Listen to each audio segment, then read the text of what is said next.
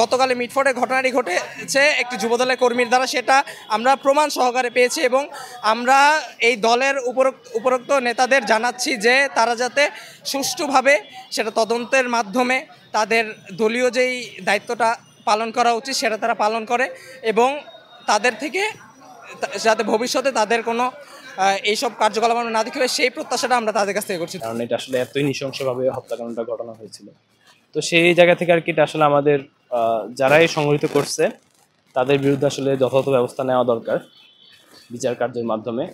যাদের দল এটার সাথে সম্পৃক্ত তাদেরকে আসলে যারা এটা করছিল তাদের দলীয়ভাবে তাদের ব্যবস্থাটা নেওয়া দরকার। বিষয়টা পরিষ্কার হলেও পুলিশের কাছে বিষয়টা পরিষ্কার না আমার মতো অনেক ছাত্রের কাছেও, সেটা আপনার নিজ চোখেই দেখেছেন। যাই হোক, জুলাই পরবর্তী বাংলায় আমরা যারা সাধারণ ছাত্ররা আছি আমরা কথা বলতে ভয় পাই না, আমরা নাম উল্লেখ করে কথা বলতে ভয় পাই না। আমরা যা বলবো সরাসরি সেটাই, যে বিষয়টির সাথে আমরা দেখেছি যুবদলের সম্পৃক্ততা রয়েছে, তারা একটি অমানবিক জাহেলি যুগের কর্মকাণ্ড সম্পাদন করেছে, এর তীব্র নিন্দীয়, যেটা আমরা তীব্র নিন্দা জানাচ্ছি এবং আমরা হুঁশিয়ারি দিতে চাই যে এমন পর্যায়ে যাবেন না যেখানে খোদা তাআলা আপনাকে হেদায়েত দেওয়া বন্ধ করে দেয়।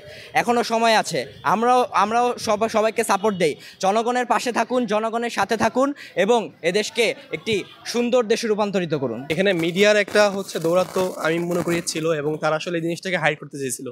বাট আসলে এখন তো আমরা জানি যে 5 তারিখে প্রপোজ দেয়, সেখানে আমরা জানি যে আসলে মানুষই মিডিয়া, সো খুব বেশি আসলে দরকার হয় না মেইনস্ট্রিম মিডিয়া বা নিউজ যেগুলো আছে। যে বিষয়টা আমাদের সবচেয়ে বেশি কনসার্ন সে বিষয়টা হচ্ছে যে আপনি যেই কার্যক্রমগুলো হচ্ছে এই কার্যক্রমগুলোকে আপনি কিন্তু কী ডিফেন্স করতেছেন। সেটা হচ্ছে আমাদের যিনি স্বরাষ্ট্রমন্ত্রী আছেন তিনি কিন্তু এই জিনিসটাকে দায় নিচ্ছেন না। তিনি কি করতেছেন, তিনি উল্টাপাল্টা কাজ করে বেড়াচ্ছেন। তিনি বিভিন্ন মানুষের খোঁজ খবর নিচ্ছেন, যা ওনার যে ম্যান্ডেটরি যে জিনিসটা ওটা ওনাকে করতে হবে। দেন আপনি যদি সময় থাকে সেটা আপনি খোঁজ খবর নেন।